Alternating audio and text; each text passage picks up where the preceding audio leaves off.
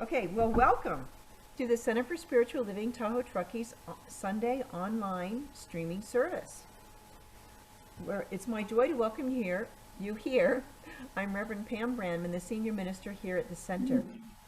Whoever you are and wherever you are on your spiritual journey, you are welcome here. We know that there are many paths to God, but they all end in oneness and in love. We're grateful that each of you is here with us this morning. Today we're going to use our new CSL Tahoe-Truckee Moonshot Vision Statement that the board adopted this week. So please read along with me as Sawyer brings up our graphic.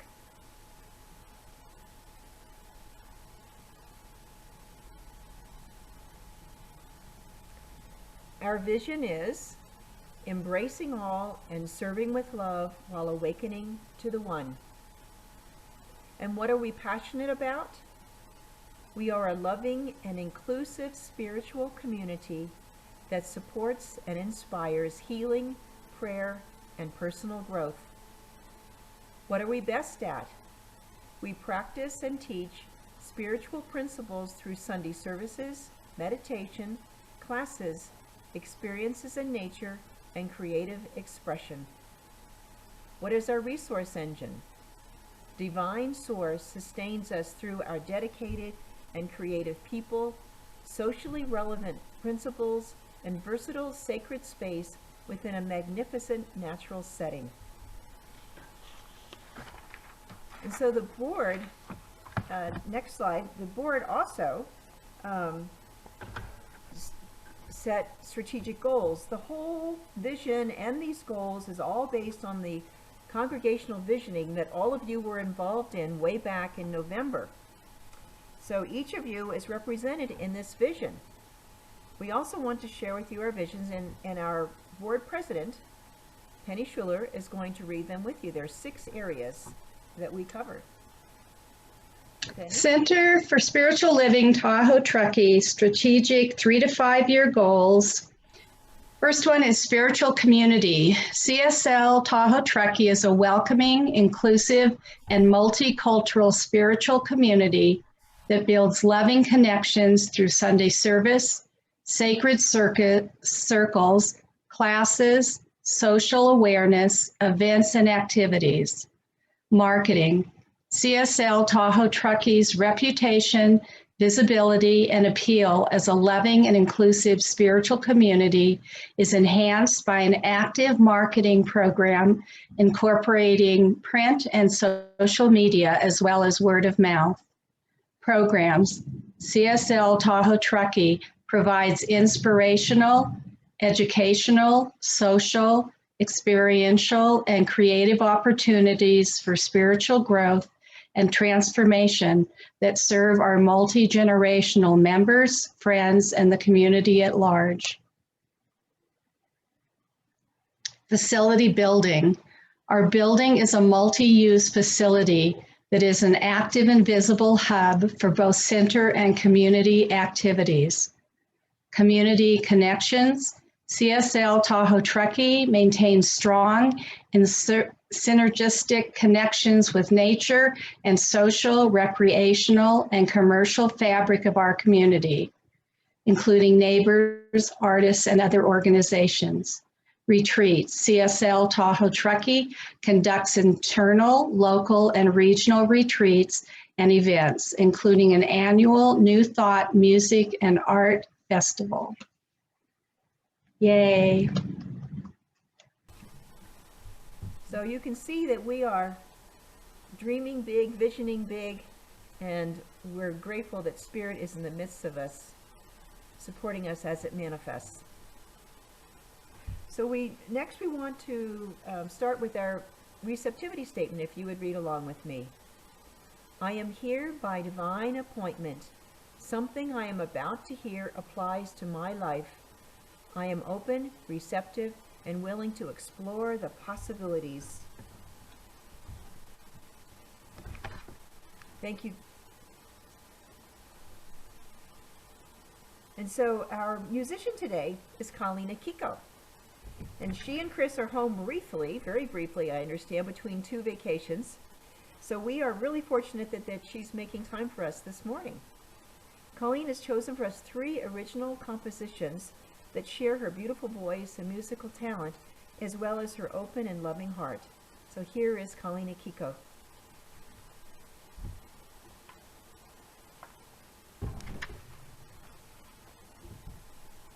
Thank you, Rev Pam.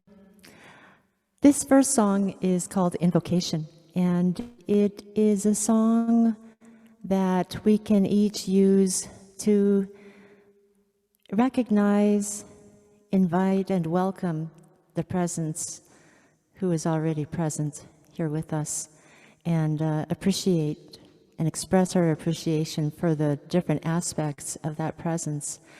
And as I was in meditation with Carol's guided meditation regarding peace, it occurred to me that this song is kind of like a song that we are singing along with our hearts, and we're inviting a particular aspect of the presence to be present with us. And at the end of each verse, we're affirming that the individual expression that each one of us is of the divine is that aspect.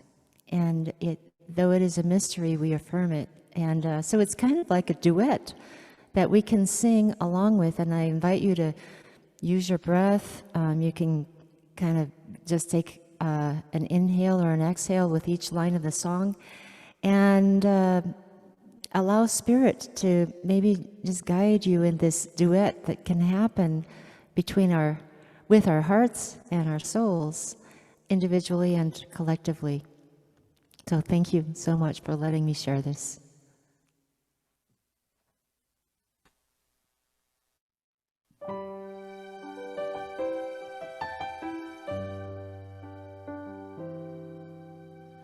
Light, be here, be strong, be clear.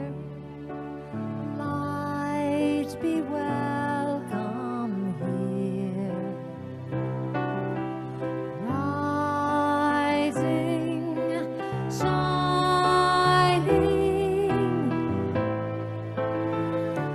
We are light, yes we are.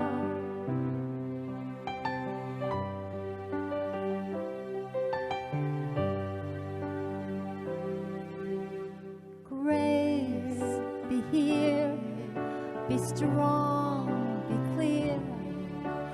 Grace, be welcome here. Shining, rising. We are grace, yes we are.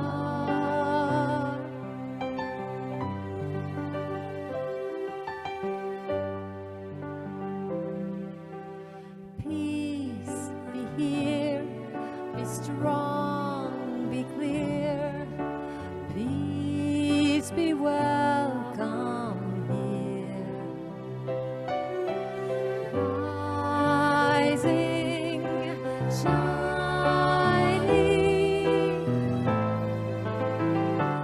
We are peace, yes we are.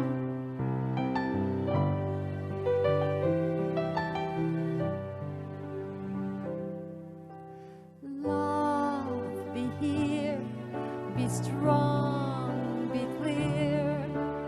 Love, be welcome here.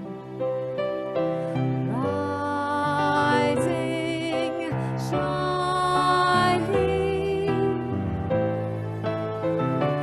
We are love, yes we are.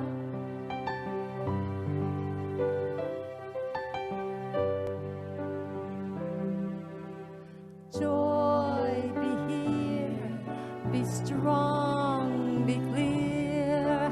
Joy, be welcome here.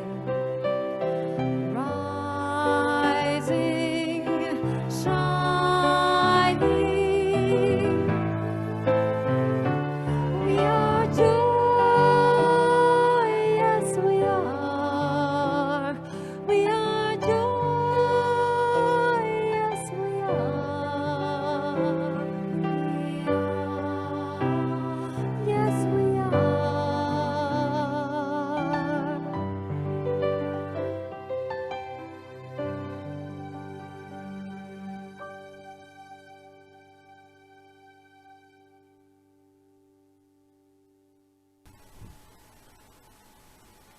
Thank you, Colleen. And so that brings us to the time for our invocation and prayer. Our practitioner this morning is Carol Delbon. And Carol has been with our center almost since its beginning in 1986, I believe. And so we're blessed to have her here as one of our dedicated practitioners. As she has frequently done in the past, Carol has been helping out in the office when Sawyer was on his leave for the last few weeks. She's also responsible for scheduling our musicians. So please help me welcome Carol Delbon to provide this morning's invocation and special reading. Thanks, Reverend Pam. So we come together today, as always, in unity. Unity with the One. This one special, all present, everywhere present Spirit. The Spirit that imbues us. It's in everyone, no matter where we are, as we are all in different places now, not being in one special place. So all of us are in that special place, and we can remember how it is, how it feels to be in our sanctuary, where God is. And we each carry these attributes of God with us every day. We have joy, we have love, we have peace, we have beauty, we have prosperity. All of these attributes are ours. And we see them evident in our service today as Reverend Pam gives us her talk and Colleen her music, and everybody else who participates in the service following. So we are so grateful for all of this. I am grateful for this presence and power within me. So I let these words go, knowing they are the truth for everyone present. And so it is. So this month's theme is Holy, Holy Uprising. And that first holy is spelled with a W, in case you haven't seen that in print. And today's talk title is Say Their Names.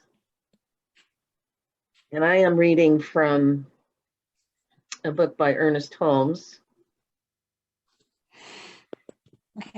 called Beverly Hills Lectures. And this was written in 1952, and it was based on his lectures. Well, I don't know if it was written in 1952, but it's based on his lectures given in 1952 to an audience assembled at Beverly Hills High School on 6 consecutive Wednesday evenings. So this goes way, way back. Suppose each one of us goes out into an unknown country and works an acre of land. These are 250 acres, and each one will take the one that just came. Take an acre in the same land. There are not 250 different kinds of creative processes in the soil. Yes, there is only one kind of creative process common to the 250 acres. But we are people. To each one plants his plot the way he likes it. Then everything is different when it comes up, and people who see it say, here are 250 individual acres of land. There are no such thing. There is no such thing. Oh boy. Sorry, my phone just flipped. There are 250 individualized plots of one creativity operating through this soil. Now, that is exactly the way it is with your subjective mind and mine. There is really no such thing as what the psychologist calls your subjective mind.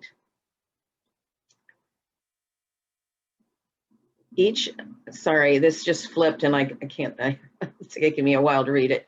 Each of these acres did have different kinds of plants, but there was only one principle in the soil that operated upon different ideas to produce them. So every man, as a result of his thinking, subjectifies that thinking. It passes into what we call his subjective mind, but his subjective mind is really a universal creativity flowing through everything, and now surrounding him with the reaction of his own thinking, which is its turn is reacting on its own environment. That is the principle of our philosophy. Both the conscious and the subconscious are mind, capital M mind. Psychology says that the individual psyche is the whole mind, conscious and subconscious. We say that mind, capital M, the mind principle, which is universal, is individualized. Our movement will depend not on a talk such as I am giving you now. Our evolution, what it will mean to the world, will not depend on the books we write. It will depend on what we do with it. It will depend on someone knowing enough about it to cause something to happen because of what he knows, when he wants it to happen, where he wants it to happen, in the way it ought to happen, according to his own volition, proving that he is not subject to any whimsical caprice. And that's the end of that reading. So Colleen, I'd like to invite you back again, and we're going to be hearing one of your original songs.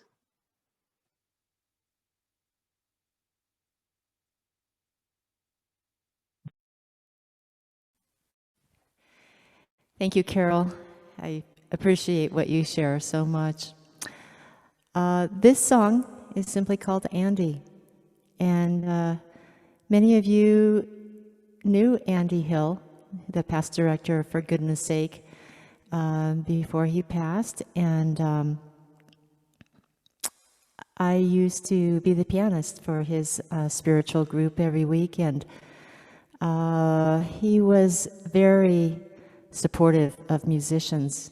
And as he was challenged by health conditions in his body the last few months of his earthly life, I believe that he had been invited by Center for Spiritual Living, Truckee, Tahoe, to share as a guest speaker.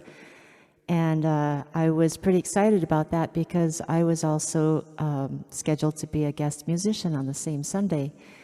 And he actually had to opt out. He wasn't feeling quite up to it. But that was one of the last congruences related to our gathering and Andy. And this is a song that I prepared for his memorial, and I actually really felt him kind of in support of me writing this song. And I haven't really shared it since then. And as I was, we got home from our trip, and I didn't have the music with me, so I was grateful to find the words. And I thought, I'm going to, just work on seeing if I could do a video. And as I was trying to record this, I kept making mistakes. I couldn't see the words, or, playing the wrong chord, and I have to start the, recording over. And I'm like, this isn't going well. And so I just stopped, and I just reflected on Andy and his special spark, and the way that Spirit expressed such, what you shared in the your reading, Carol, that he did a lot with his field. He impacted so many people's lives, and he was like a big brother to me. and a good friend to Chris and I. So I said, well, hey, Andy, you know, this is your song, and I'm not doing really well. And I felt like Andy said, lighten up, you know, just have fun, you know, just enjoy doing it. And I could kind of feel that little special sparkle that happened when he was lit up, you know, because he loved sharing with people, and he did it so well. And the video that you'll see happened right after that, just yesterday, I think. Or maybe the day before. So here we go, with lots of love for Andy.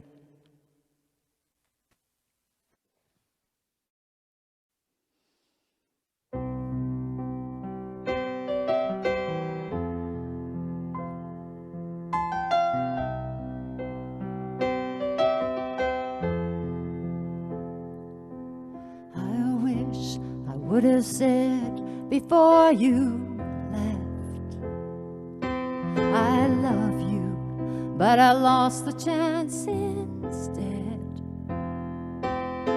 Of course you knew, you felt the truth, you lived it every day. Oh, Andy, I'm glad for where you are, but I wish you would have stayed.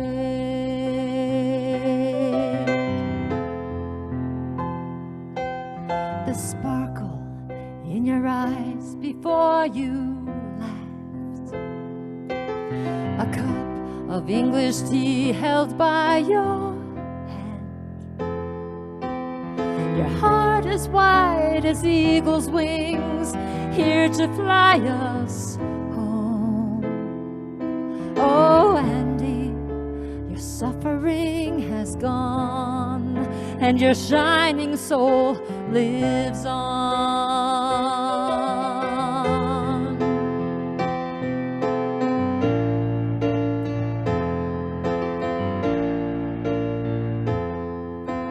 Man of kindness, man of peace, beauty, love, integrity, matter is no matter, for the all in you, and the all in me, the mystery who fills eternity.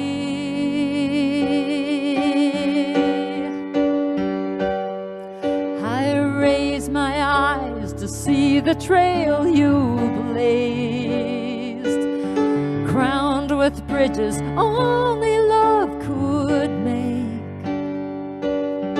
Heaven knows the seeds you've sown will bloom in joy one day. Oh, Andy, I wish you could have stayed, but you're smiling today.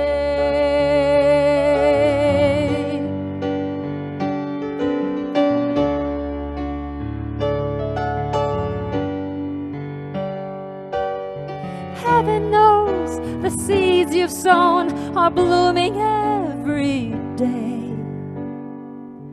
Oh, Andy, I wish you would have stayed, but I feel you're here today.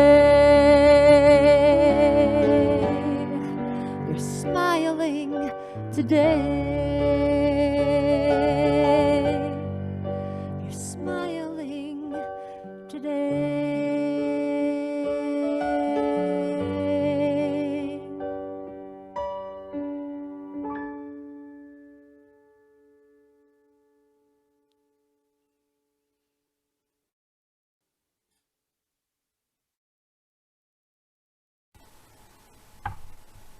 Thank you, Colleen.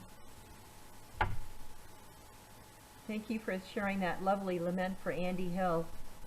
He was the executive director, for goodness sake, for 12 years, beginning in 2005.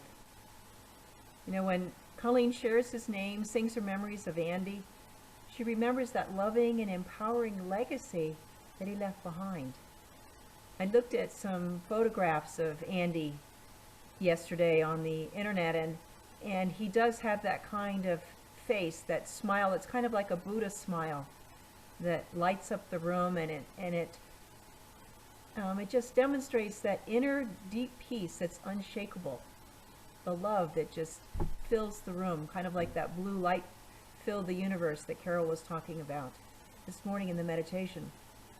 And so today, I want to talk about the powerful tradition we have of saying the names of people who have died, and the importance of this tradition to our holy, holy uprising that we're talking about this month. You know, Memorial Day will soon be here at the end of May. Originally, Memorial Day was known as Decoration Day, which was first celebrated in May 1868, 3 years after the Civil War ended, to decorate the graves of people who had died during the American Civil War conflict that had so deeply divided the nation. May was chosen because the spring flowers were blooming after a long winter. Flowers were placed beside the graves to commemorate each lost life and as an invitation for passers-by to learn about the people who died. That year, and in ceremonies each year on Memorial Day at Arlington National Cemetery, the graves of both Confederate and Union soldiers are decorated. On Memorial Day, we remember those men and women who gave their last full measure of devotion. We can enjoy this day because their seats at their own families' celebrations are now empty. So when we say their names, we are remembering the dead soldiers not as a statistic, but as a person who lived, had a family and a story, and died for the ideals they held dear. Another example is 9/11, 2001. At the 9/11 memorial at the World Trade Center site, the names of 2,982 people that were killed on 9/11 are engraved in bronze along two large reflecting pools. Every year on the anniversary of 9/11, the dead are remembered in a ceremony that includes a reading of every one of those 2,982 names. It's part of the tradition of we shall never forget. You know, saying all their names in all of these memorials provides an opportunity for a powerful healing as we give space to grieve and mourn as a community.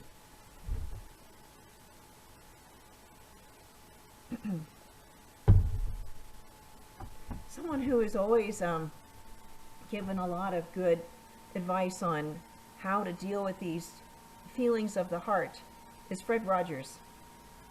And he said, anything that's human is mentionable, and anything that is mentionable can be more manageable. When we talk about our feelings, they become less overwhelming, less upsetting, and less scary. Right? It's that sharing together, feeling the support of our loved ones and community, that we're not alone. We're part of the one. In the COVID-19 pandemic, on February 22nd, 2021, this year, at our National Cathedral in Washington, D.C., they rang their bell 500 times to remember the 500,000 people in the United States who had died from COVID by that date. As of yesterday, May 22nd, the death toll had risen to 595,000, almost to the next milestone of 600,000. You know, each day, news shows often interview a family member of someone who died from COVID, so it makes it real, personal.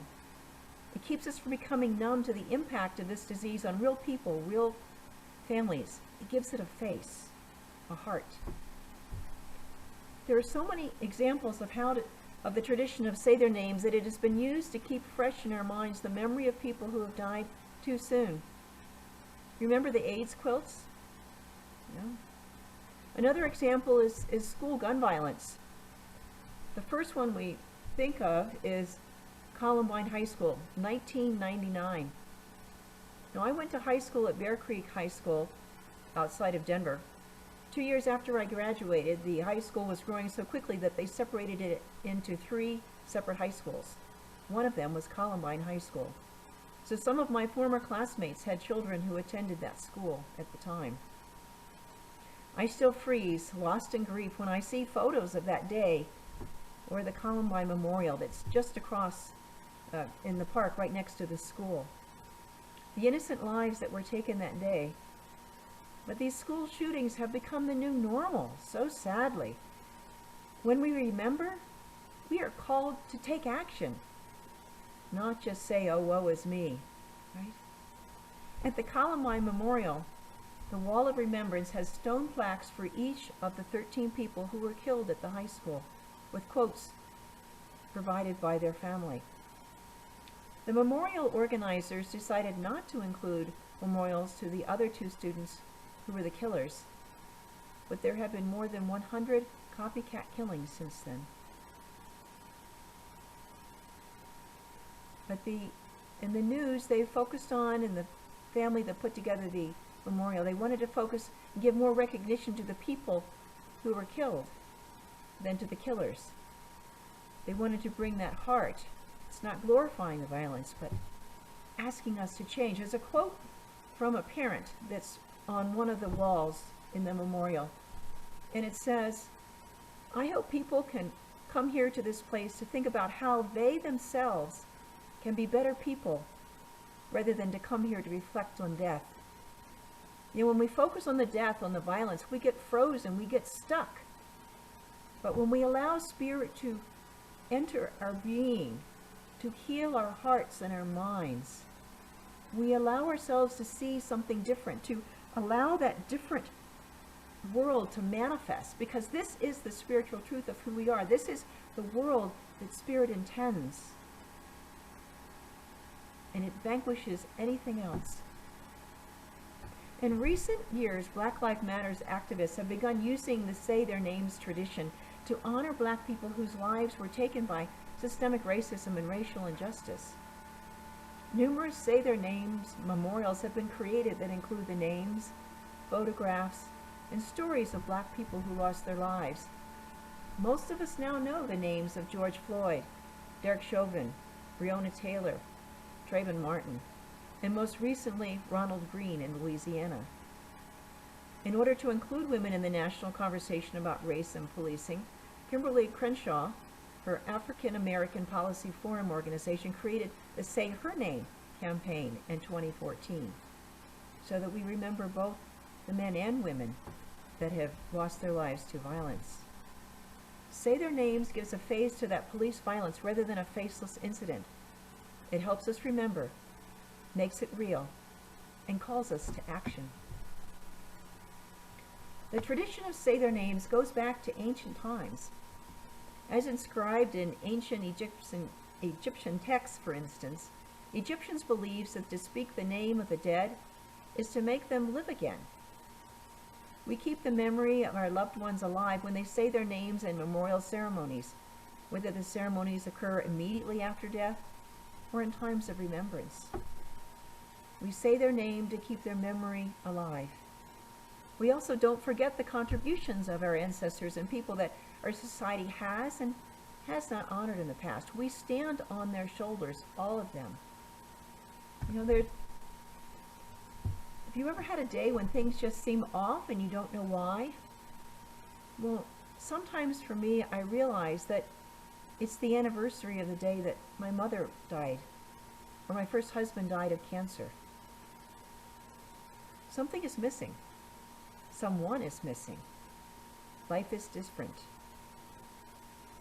And so when we sit with it, when we know what that feeling is, we can shift into that gratitude, shift from the unsettled feeling to gratitude that that person was in our life, that we did share love, that we did learn from them, that we created wonderful things together.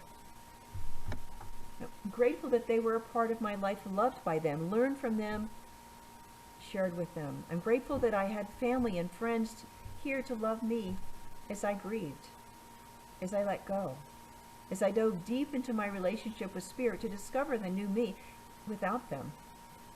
You know, it was really 5 years after my first husband passed from cancer before I was really whole again, that I really knew who I was without him. I'd always been that, but these were some facets of myself that I needed to learn to develop. And so I attracted my wonderful husband, Michael, because he allowed me to develop those parts of myself that needed developing. to help me be whole again. And I did the same thing for him, for his first wife died from cancer as well.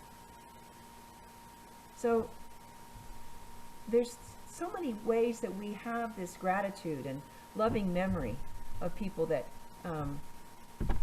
we think of. In the Academy Awards, there's always a special part of it where we go to see photographs and names and faces of the actors, directors, screenwriters, costume designers, innovators in the industry. At this Center for Spiritual Living annual conference, they also have a slideshow of the ministers and practitioners who've passed in the last year. And when I see each face that I know, there is a Kodak moment that pops into my mind of one of the most meaningful moments that I shared with them. So there's gratitude and love and an open heart. We remember that we are one people. We honor them and remember them. Now we also stand on the shoulders of some people that lift up all of humanity. These are the enlightened beings, such as Krishna, Jesus, Buddha, Mohammed. In New Thought, we have the series of leaders, such as Quimby Emerson, Mary Baker Eddy, Emma Curtis Hopkins, Thomas Troward, Charles and Mildred Fillmore, who founded Unity, Ernest Holmes. And we have many living legends now within the Centers for Spiritual Living. Our center, CSL Tahoe-Truckee, stands on the shoulders of a series of strong women ministers who led this center. They have touched our lives individually and as a spiritual center. Pat Tidy touched many lives when she bequeathed her home to our center and made it possible for us to have our own building, right, to make that purchase. So think of someone in your life who's made a difference, who mentored you, loved you, believed in you, laughed with you. And close your eyes for a second and immerse yourself in gratitude for the gifts that they gave you and that you share gratitude with their spirit. Soul to soul, share that gratitude right now.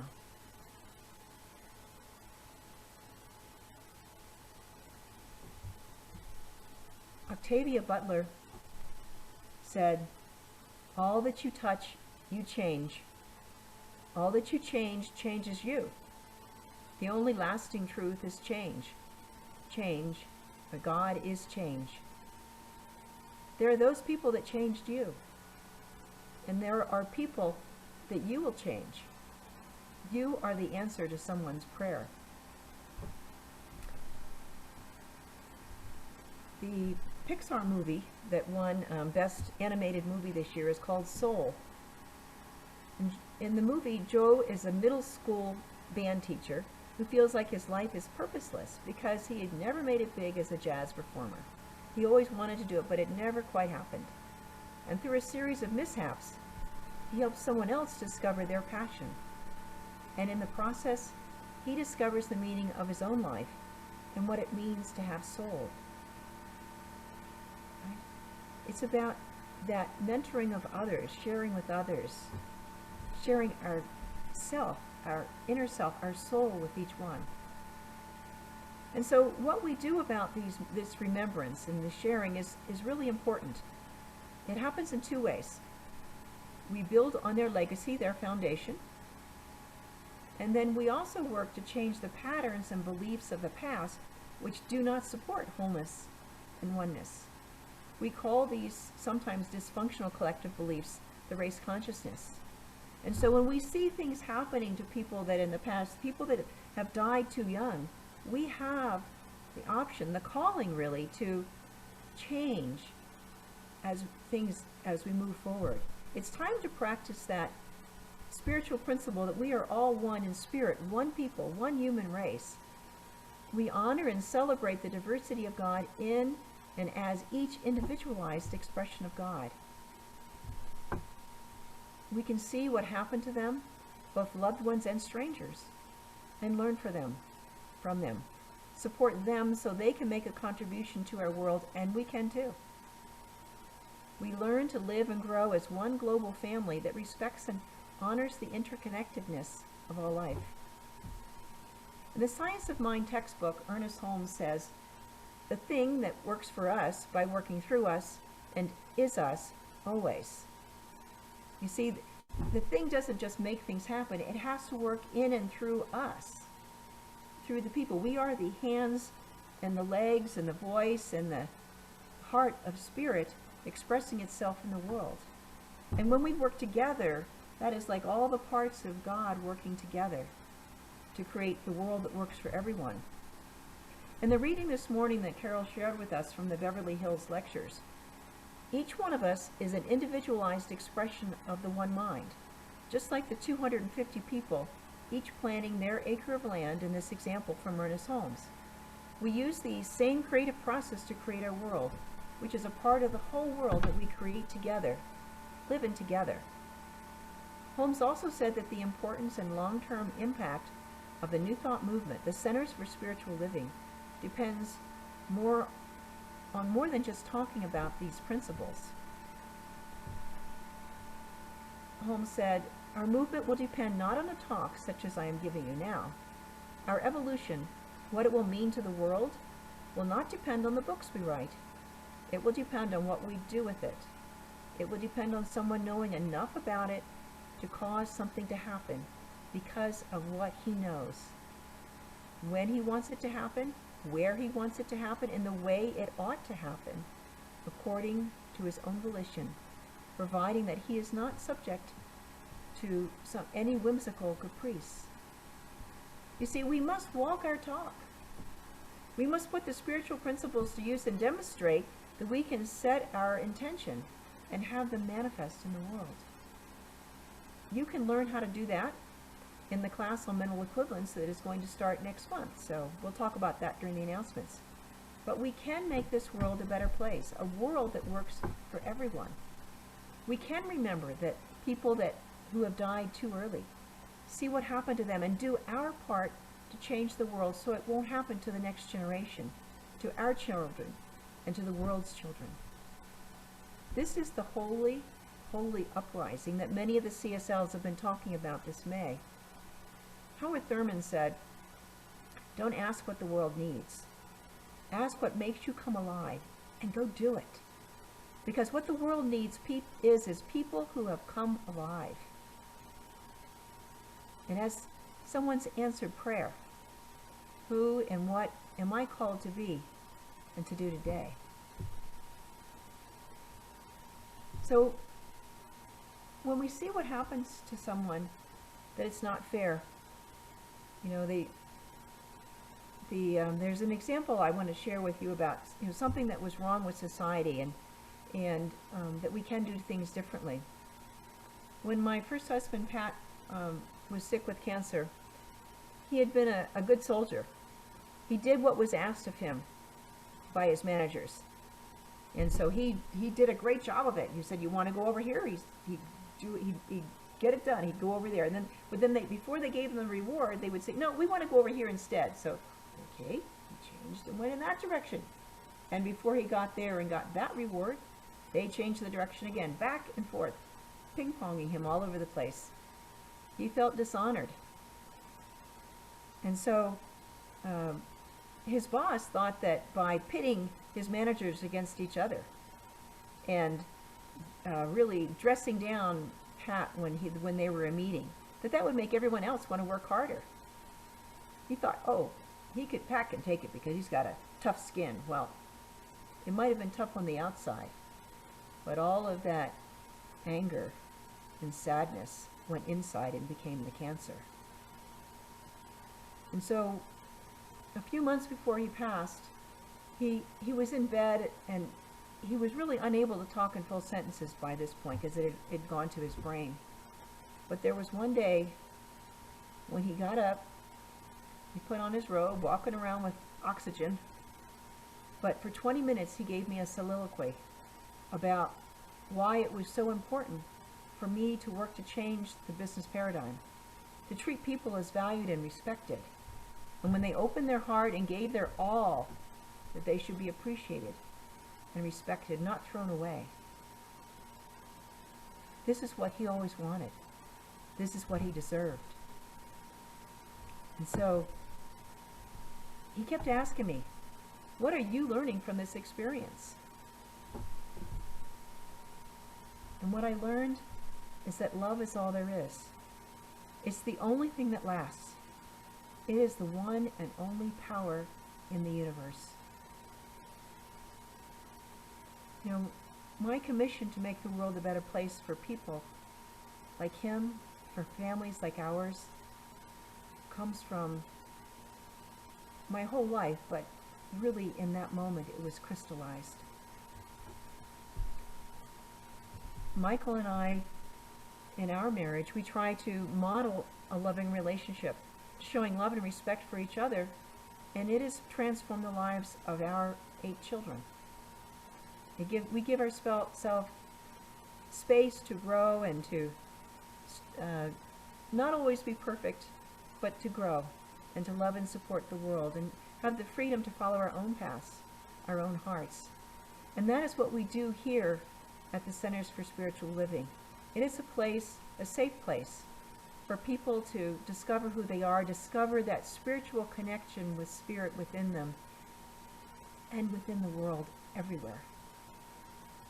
I'd like to close with an excerpt from a sermon by Mike Kinman, who is a priest at All Saints Church in Pasadena. He poetically reminds us why we say their names. For a moment, we forget. In a moment, we remember.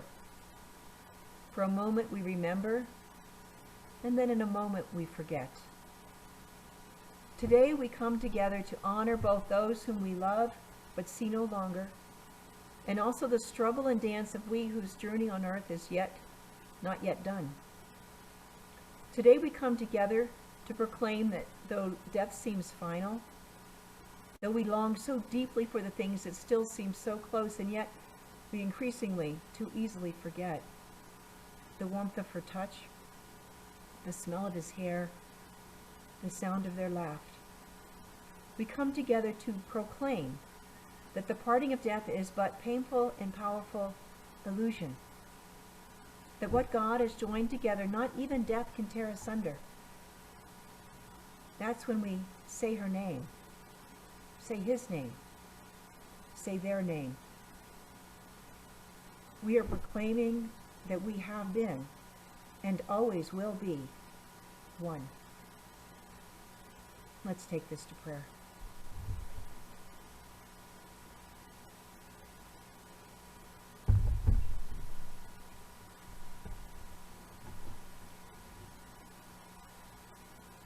And in this moment, as my heart is broken open, I remember that there is one power and one presence that is God. This is the power of God, the source of all that has created each one of us.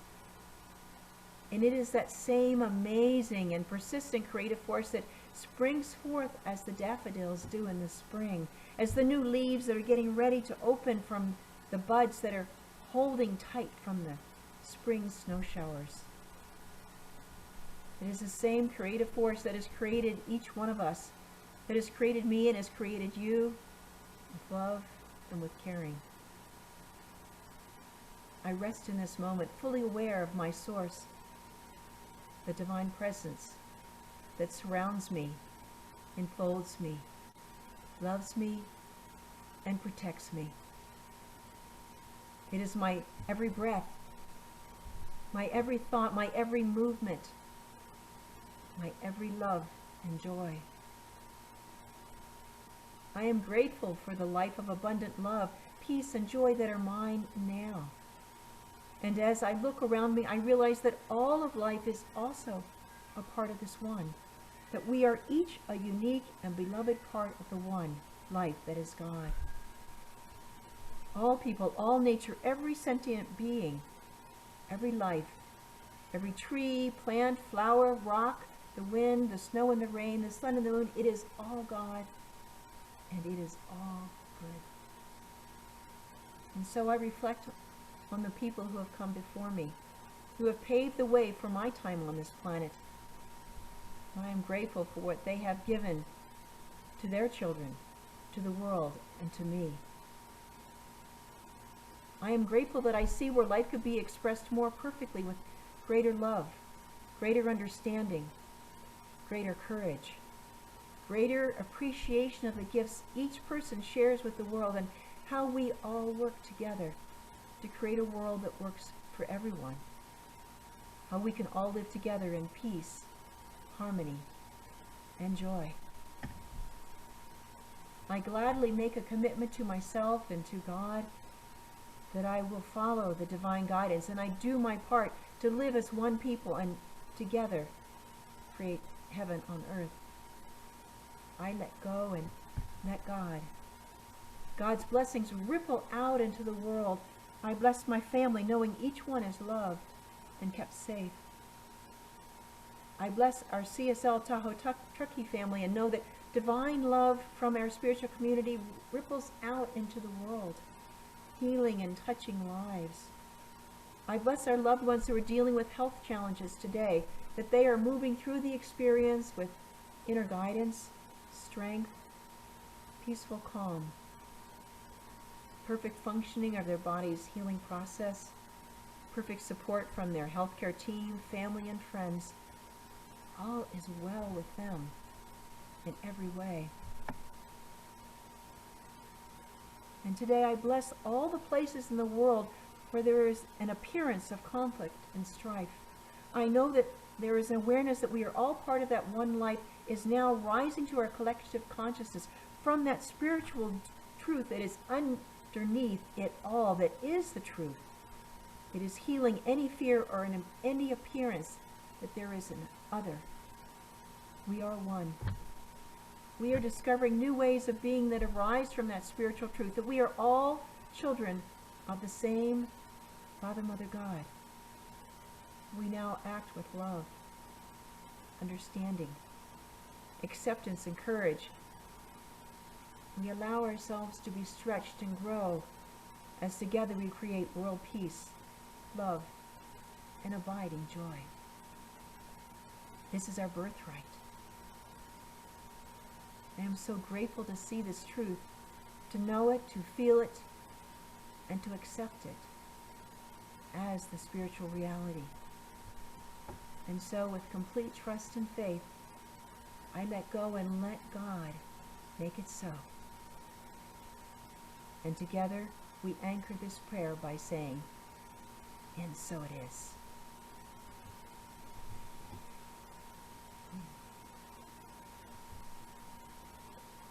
And so now I would like to invite Colleen Akiko back to share one more song, Bright Star, about who each one of us is when we say their names and remember.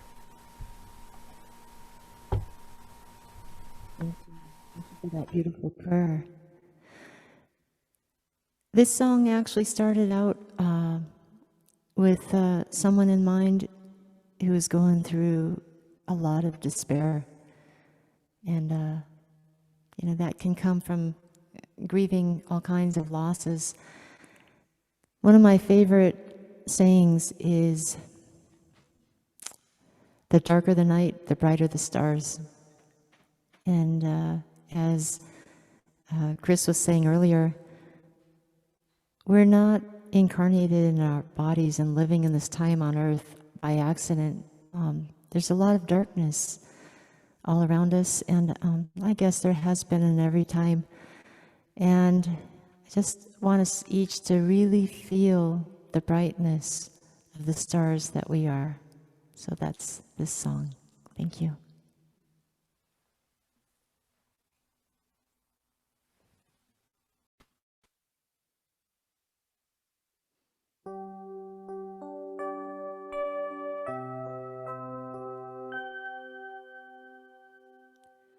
Bright star shining through this dark night, you are truly all right.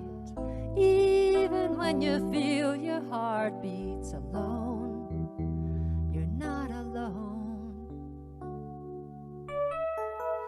Above these broken stories, we sing of home's sweet glory. A our spirits remember where we came from. We came from. Oh, love, only love, pure, invincible, blazing love. Oh, love, only love. We are bright stars, bright stars.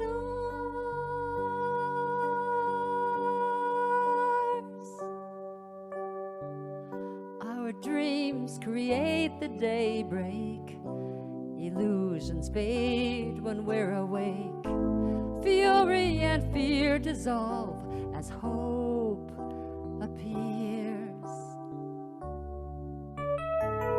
Behold, truth arises with many stars to guide us. Even when the news is dark, we shine like one sun. Oh, love, only love, pure, invincible, blazing love. Oh, love, only love. We are bright stars, bright stars.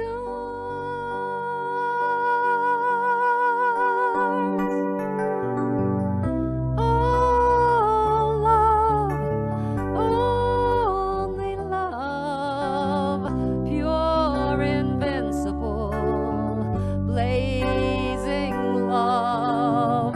Oh, love,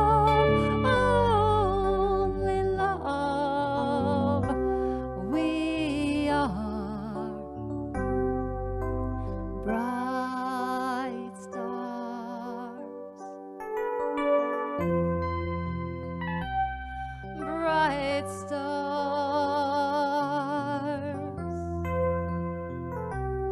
bright stars.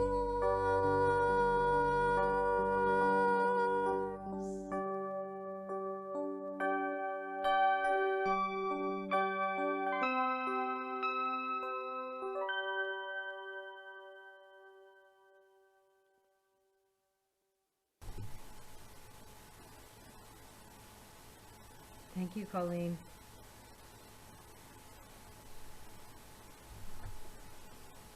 Always a pleasure. And so today we're moving into our prosperity time. If you would join with me in our affirmation. I gratefully and joyfully share my offering which flows from God, my infinite source. My gift blesses this center and all who are guided, healed, and empowered by its activities. All I share with life returns to me, blessed and multiplied. And so we are grateful for all the gifts that have come to us from Spirit, our one source. And we know that there are many ways to donate. And I think you all know, so we're going to skip that one slide. We're going to try and speed things up a little bit. But as we take our gifts, we are grateful that they come through Spirit, that these are the ways that we nourish and bless all of the members of our community and all of our activities. And so we are grateful, Father, Mother, God, for your infinite source and bounty that supports our center with love, with joy, with peace, with everything we need in teams and finances to build the center and to reach the world and to share divine love with all people everywhere. And so it is. And we're going to skip the overtory song today as well, Sawyer. So we'll skip that. And I want to move right into our announcements. And we have a special person with us today, Reverend Victoria Bomberry. She's going to, next Sunday, she's going to bless us in two ways. First, she's going to be our guest speaker during our service, and she'll be speaking on boldly telling your story. Let's see, let me get it right. Boldly living a new story. And the musician will be Chris Law. He's going to share some great videos. He's the one that helps us with our peace song. He's got some new things that he's recording for us. And the practitioner will be Shirley Clark. So it's going to be a great service. But in the afternoon, starting at 1 o'clock, we get to meet together in person outdoors at the center for the first time in so long. And so Reverend Victoria is going to be leading a workshop. And it's called the Sacred Reenchanting Daily Life. So Victoria, here's a little bit about it. It's $25 for adults and $5 for children. And so you can call or email the office to register in advance. So Sawyer will stop share and let Victoria give us a live maybe teaser of what's going to be happening. Good morning, everybody. I hope you can hear me. Let me make sure I've got my... Great, you can hear me. I'm at our center in Riverside, and this is the first day that we've been meeting together. We had a soft opening this morning, and people are still in the sanctuary. So I ducked out for a minute to come and be with you. And I'm looking forward to next Sunday being with you in your community. The workshop is going to be delightful. We're going to be anchored in looking at Native American philosophy and how that philosophy impacts everyone's life. And I'll do some short introductions to different areas. And one of the things that I always love is just thinking about, our daily lives. What do we do in our daily lives? And sometimes we get so caught up in the busyness of it that we forget that we are living a beautiful, beautiful life on a beautiful, beautiful planet. And we forget about how awesome it is. I mean, truly awesome, awe-inspiring, not necessarily that awesome we say about everything else. It's awe-inspiring. And it comes from just the simplest things that we do during the day. And I know as a Native woman, the things that I learned as a child have really translated into a beautiful life for me. And some of those things are ancient wisdom. We're working on ancient wisdom, timeless wisdom this year. And I'm so happy to share that with you. So I'll be doing some things that are informational, and we'll be doing some experientials. We'll get to practice, and we'll just get to be together. So I'm really looking forward to it. And I encourage everyone to come because I want to meet you. So come on out. Thank you so much, Reverend Victoria. Yeah, Reverend Victoria and I went to a ministerial school together, so I've had firsthand experiences with her that it's everything that she says and more. So it will be a wonderful day next week. So please join us. Okay, well, I think we're going to go back and go to the slide about the, let's see. Let's start with the one about the beginning of the announcements, Sawyer. So it's going to talk about the, Reverend Rick Carney, our associate minister. He's on vacation this week. Let's see. Let's go back to. Let's see. Okay, this will be fine. So yeah, he's on vacation today, and in visiting grandchildren. Of course, that's the greatest vacation. Seeing a granddaughter he hasn't seen for years, so they're very happy doing that. So, so you have me for the announcements.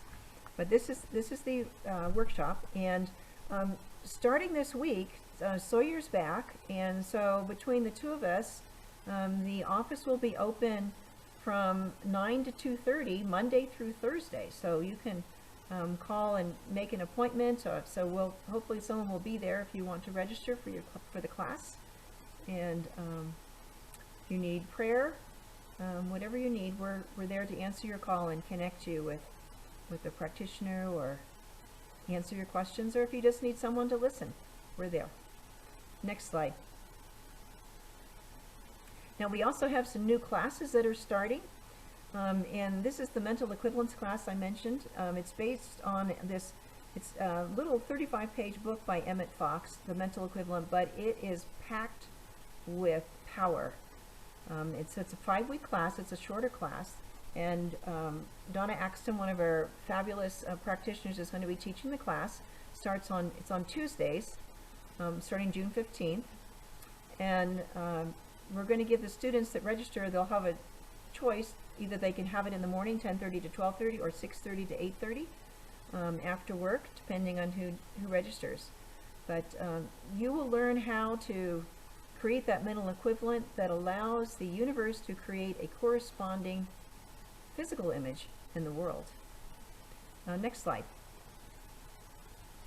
The other certified class that we have starting this summer will be right after mental equivalence is over, and this is spiritual economics.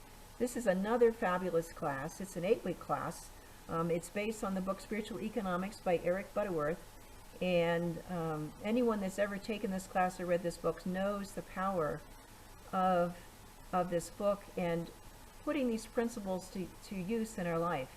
You know, prosperity it's not just about the money, but it's about the whole energy of life, that and abundance of every sort in our relationships, in our finances, in our everyday life, our perspective on the world. We know that we're part of the circulation of spirit, and so this is a solutions-oriented class, and so plan ahead. Brenda Haldoran is going to be our practitioner that will be teaching that class, and she's also a very much appreciated facilitator in our community. Next slide. There's also, if you're planning your vacation, if you don't have all of your plans set yet, and maybe you don't want to go traveling on an airplane or anything, well, you can have a virtual retreat in SOAR. This was supposed to be in Banff, but Canada is not allowing any visitors from outside Canada these days, so they shifted to a virtual one. So it's very reasonably priced, and it's a 2-day retreat. They're going to have movement and speakers and meditation time and fabulous music, as they always do. So you can go ahead and register beginning on June 1st. Next slide.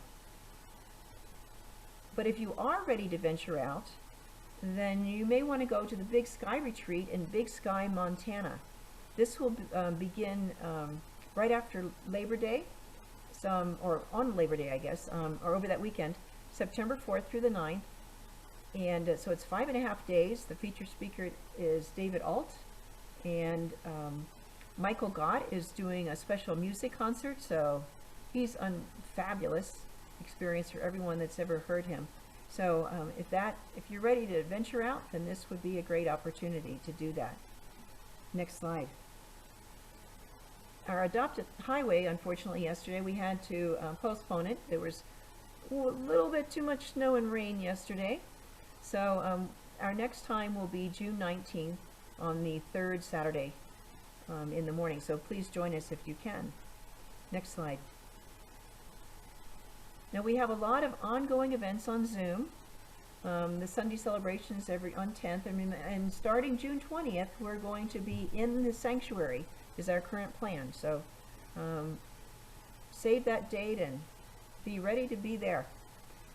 We'll be social distancing and doing what we need to do, but we'll be glad to be together. You can also watch the services on posted wherever Facebook and on the webpage and Instagram, all those places that you can find us, YouTube, and we will be continuing to live stream in the future. So we have some members that come to us from Pasadena or when they're vacationing in Arizona, wherever they are. You can still join us. The Monday morning meditation with the practitioners continues on Monday and Tuesday mornings at 8:30 online.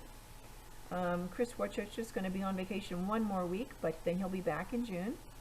The meditation with Mary McEnany and Penny Schiller is continuing on this Thursday. Contact Mary for the link. And this Friday, Sue Pipel is back from her vacation, and so the Course of Love will start again on Friday night at 6:30, and letting go with David Hawkins later in June. So lots going on. Next slide. Okay, so thank you. You can stop the share now. So I do want to remind everyone about our practitioners. If you need prayer, we are here for you, and our practitioners love to do that. And Carol Dalbon was the practitioner of the day, and Michael Brandman passed his exam yesterday. Yay! He's still got the oral panel, but we congratulate him, all the hard work that he's put in for these many years to prepare. And I've got to watch his consciousness rise and deepen, and it's a fabulous journey to become a practitioner. So, but now we're ready for our song, or the peace song, and then we'll have our closing affirmation. Sawyer, here we go.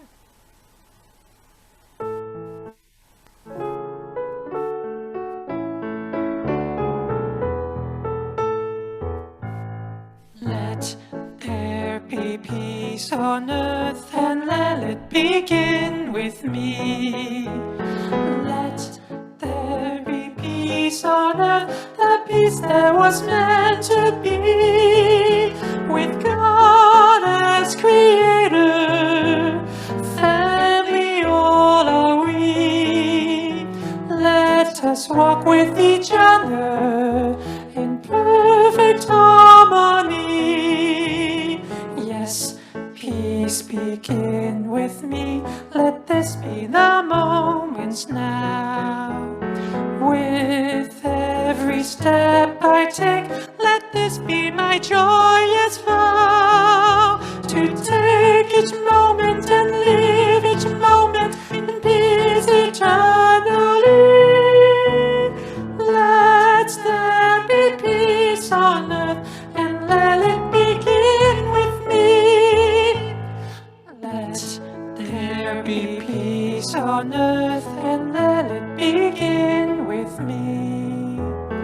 Let there be peace on earth, the peace that was meant to be, with God as creator, family all are we. Let us walk with each other in perfect harmony. Yes, peace begin with me. Let this be the moments now. With every step I take, let this be my joyous vow, to take each moment and live each moment in peace eternally. Let there be peace on earth, and let it begin with me.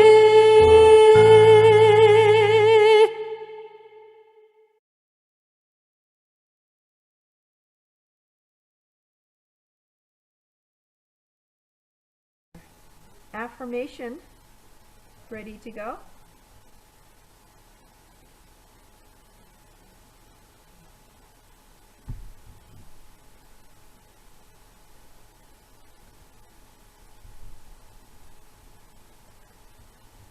So if you would read along with me. I rise up and lead. I am someone's answered prayer. Maybe even my own. And so it is. So, well, thank you all for joining us. We're running a bit long, but there was lots to say this morning.